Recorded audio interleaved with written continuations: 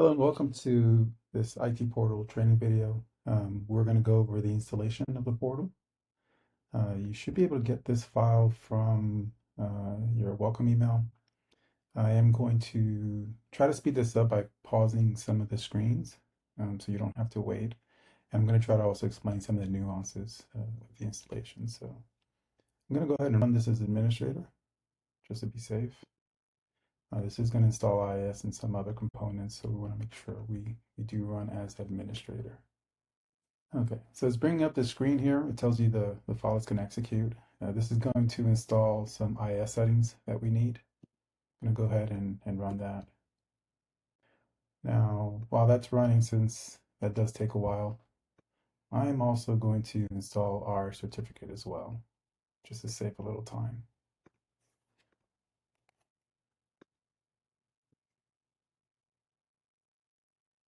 We don't recommend that you make it export server if possible. Now, the certificate is necessary for the installation. We need to make sure that all the portal, well, we need to make sure the portal is running under certificate, because if not, we will run into issues running the portal. The portal is very security conscious. We want to make sure that everything is done properly. So you do need an active certificate on the server. Okay, IIS installed. Now we want to just continue with the script. It's adding some IIS settings for us automatically. Now it's going to start installing some components that it needs. And this one, we were not able to automate it, so you do have to run this manually.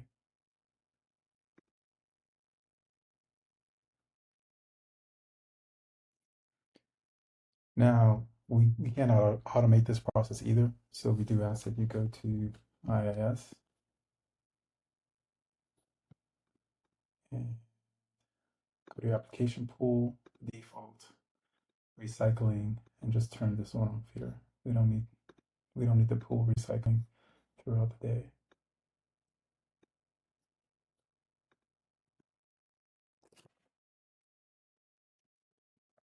It's now asking for the upload limit of files. If you're going to be uploading large files, you may want to change this. 64 is sufficient, probably a little excessive for some environments. Can make it up to 2 gigabytes if needed.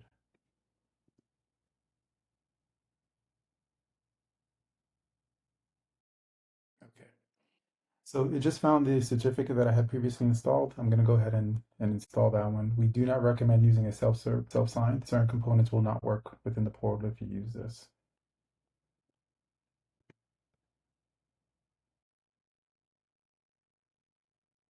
Okay. Now it's asking me what I'm going to name the portal. This is going to be our portal website. Okay. So it failed to, I'm going to write this down. It failed to do the bindings for us, but we can do these manually as well.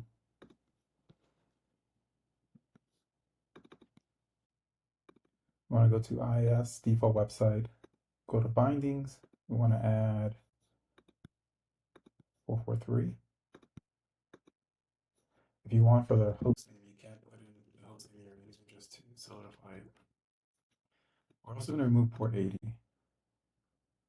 Actually, I think the script does that for us. I'm going to leave that alone.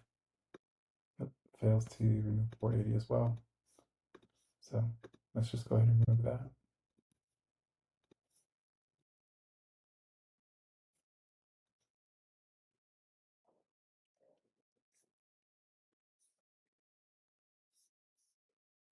Okay, so now it's letting us know it's going to update this file. So we have nightly processes that run. So we need to tell it the portal server. It's also going to update the host file.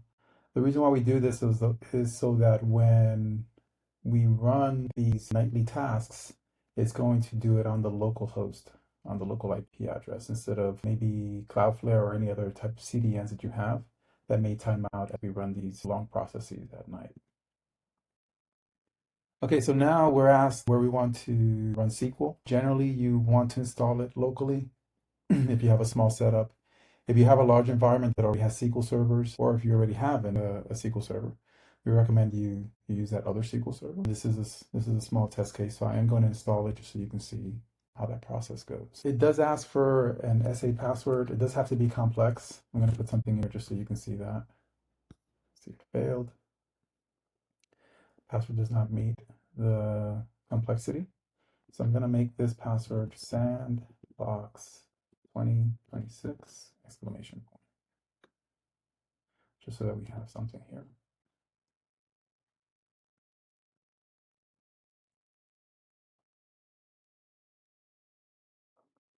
Okay, so it's downloading the media.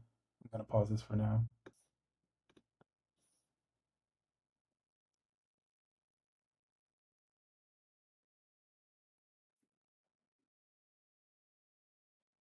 I do want to add that this is installing the base 2022 version of SQL Express.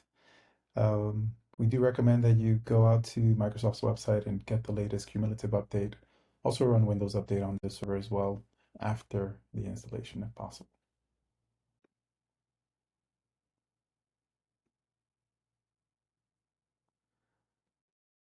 Okay, it's now downloading the SQL Management Studio. It did complain about installing or setting the SQL memory. We'll look at that in a minute. All right, the installation did say completed. I am going to adjust the memory manually just so you can see that process as well.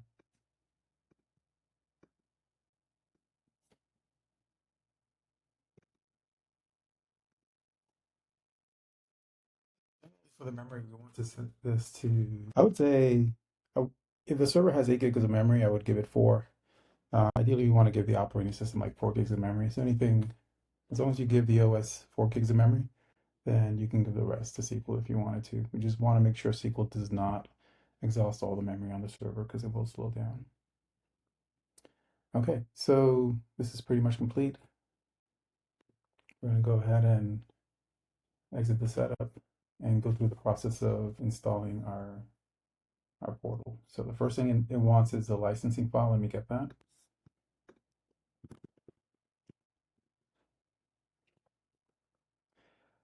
So all files are stored on the file system and all passwords are encrypted using this key. So make sure you save this. If you ever lose your portal server, we will not be able to recover your passwords if you do not have this during the reinstall. So make sure you store that somewhere. It's asking us for the temp path. We do create this folder by default during the install. So just say next. Now this is asking you where you want to store the files. We generally recommend local disk if you're running SQL Express. If you do want portability, so if you want to support SQL clustering and web clustering and basically keep all that data centralized, then you do have the option to choose a database. If you do it on the file system, we have an encrypt file option. So if anyone's on the server, for example, let's say you upload some images and you don't want people to be able to read those right from the disk, we can AES encrypt those files as well. We do recommend this just to be safe.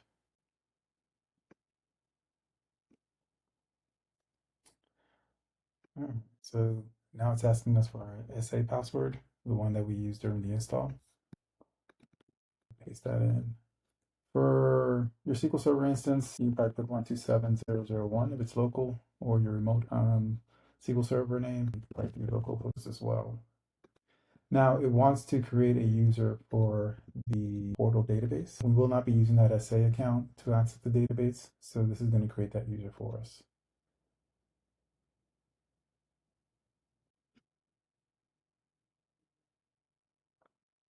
Now it is taking a while as well because it's creating the database, creating some of the schema as well. So let's give that a second. Okay, so we auto-populate this here based on your FQD. Definitely want to make sure you add your company domain name here. If you're an MSP, say yes. Add a logo. Try not to make it over 800 by 800 if possible. We do require SMTP settings. For now, I'm just going to put this so that we can continue the setup. Later on, you do have options for Microsoft 365 and other encryption options as well that are not listed here. Company info, be sure to fill this out because this will be populated into the system. So when you go to your company in the portal, you're going to see your company information as well, pre-populated. These are just some security options. You may not want to allow users to add companies.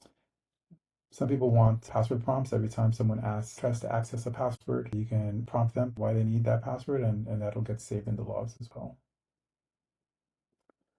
I'm going to hit next. Do fill this out. This will be the credentials that are used to log into the portal. You can skip this. We do have single sign-on through 365 and other SAML providers.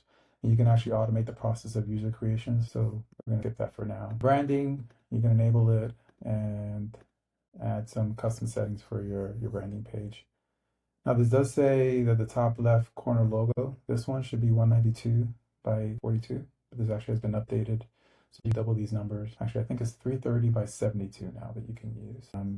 That that recommendation is just there to make sure that you can make it visible. So if you don't make it rectangular, for example, then it's gonna look, it's gonna look a little off. So we just recommend that.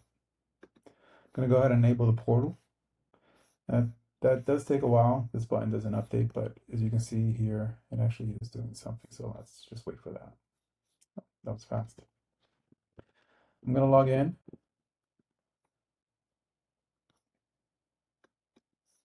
Now it asks for your customer ID.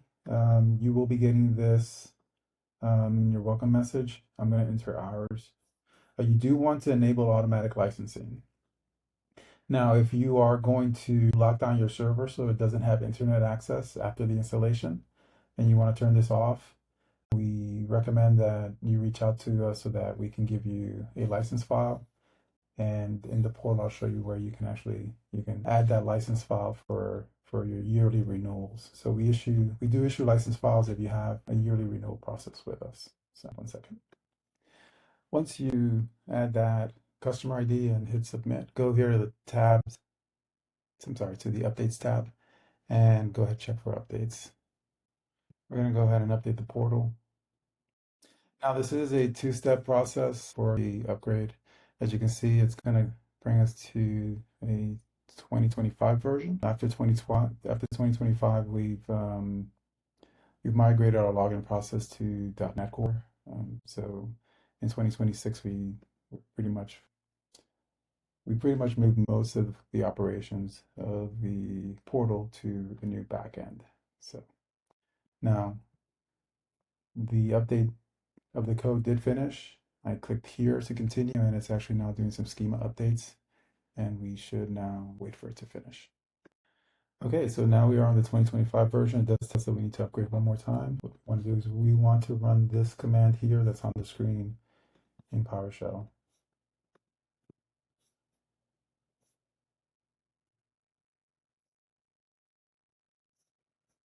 It does asks us for our portal surname again.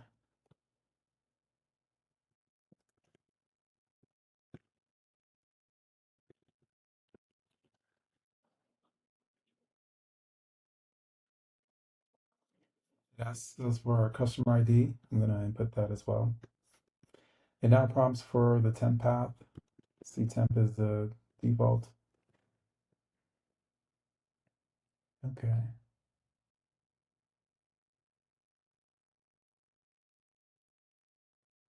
So it found an update to our install or our upgrade process. So it's going to run that one more time.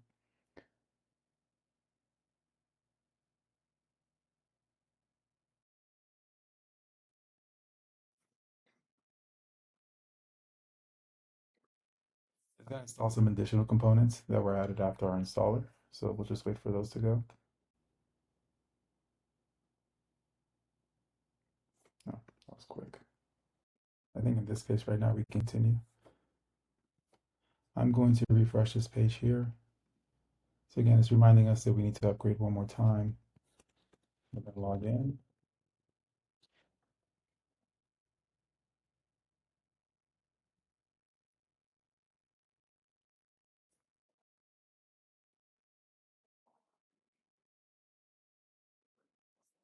Let's warn us about the indexing. You can ignore this for now. The scheduled task that we set up during the installation will take care of that.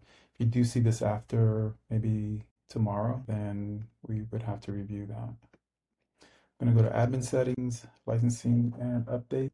I skip to the updates tab because the licensing key is listed here. I'm going to check for updates.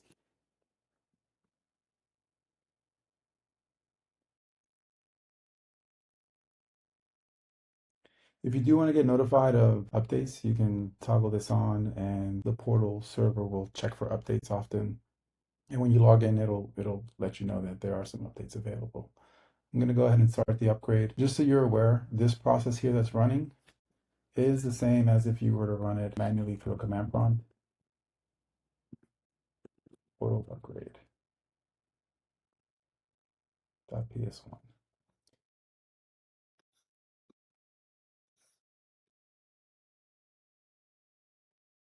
So as you can see, this is automatically running the same thing as you see here without any prompts.